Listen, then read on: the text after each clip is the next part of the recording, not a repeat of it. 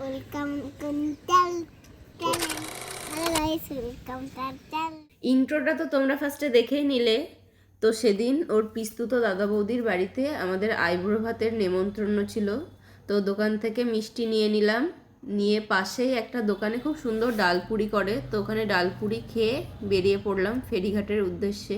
তো এই যে ফেরিঘাট চলেও এসেছি, আর একটুর জন্য, নাহলে নৌকাটা ছেড়েই দিত। তো আমি বহুদিন পর আবার নৌকায় চাপলাম, তো বেশ ভালোই লাগে। তো এখানে দেখো বাচ্চাগুলো দৌড়ে দৌড়ে যাচ্ছে, দেখে সত্যিই ছোটোবেলাকার কথা মনে পড়ে যাচ্ছে।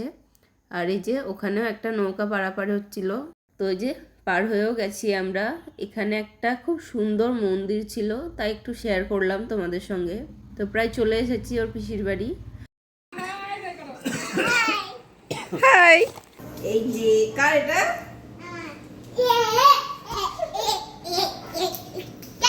ও তো আসা মাত্রই কাকু কাকিমা করে কি লাফানো।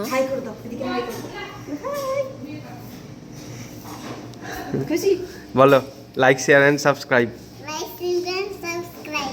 আর এই যে ওর কাকু কি বদমাস দেখো, ওকে চকলেটটা দিয়েও দিচ্ছে না। তো এই যে আমি আসার পর আমাকে বলছে আমার জন্য চকলেট আনোনি, তো চকলেটটা দেওয়াতে কি নাচ দেখো। দিদি আবার হঠাৎ করে পনির পকোড়া দিয়ে গেল। এই যে, তো এই যে চাটনিটাও আবার নিজে হাতে বানিয়েছে, পনির পকোড়া চাটনি দুটোই। তো দেখো ও আমাকে না দিয়ে একা একাই খাচ্ছে। কেমন হয়েছে? তারপর বলার পর আবার আমাকে দিতে আসছে। সত্যি কিছু বলার নেই ওকে আর। সত্যি দারুণ হয়েছে। তো আমরা পনির পকোড়া খেয়ে এখানে অ্যাকোয়ারিয়ামের মাছগুলোকে দেখছিলাম, দিয়ে ছাদে এসে hello guys, welcome Kuntal channel. Hello guys, hello guys, welcome to our channel. Welcome to channel. তো ছাদ থেকে নামার পর দেখো ওরা ডাকলো খেতে বসে যাওয়ার জন্য।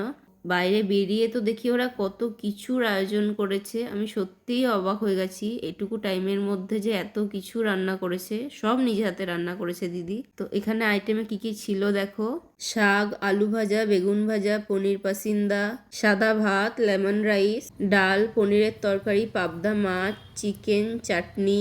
এই যে দিদি এখানে আবার হাই করছে দেখো। তো তারপরে আমরা খেতে বসে যাই। খাওয়াটা তোমরা একটু ঝটপট করে দেখে নাও ফার্স্ট। কেমন লাগলো বলো আইবুড়ো ভাতকে? হেবি ভালো। কে দিয়েছে বলো? বৌদি দিয়েছে, দাদা বৌদি মিলে আমার। না সত্যি প্রত্যেকটা রান্না দারুণ হয়েছিল। রান্না খুবই ভালোই ছিল, গণেশের মোদকটাও ভালো ছিল। গণেশের মোদক। হ্যাঁ। এ একজন তো বেশ ভালোভাবেই ঠান্ডা লাগিয়েছে। তো তারপরে এই যে বেরিয়ে পড়ি আমরা আবার দুজনে বাড়ির উদ্দেশ্যে। তো এই যে আবার নৌকা পার হতে হবে, তো চলে আসি। দেখো গোধূলি টাইমে কি সুন্দর লাগছে না? তো চলো এখানেই ব্লগটি শেষ করছি। তো লাইক শেয়ার এন্ড সাবস্ক্রাইব করে দিও। চলো টাটা, বাই।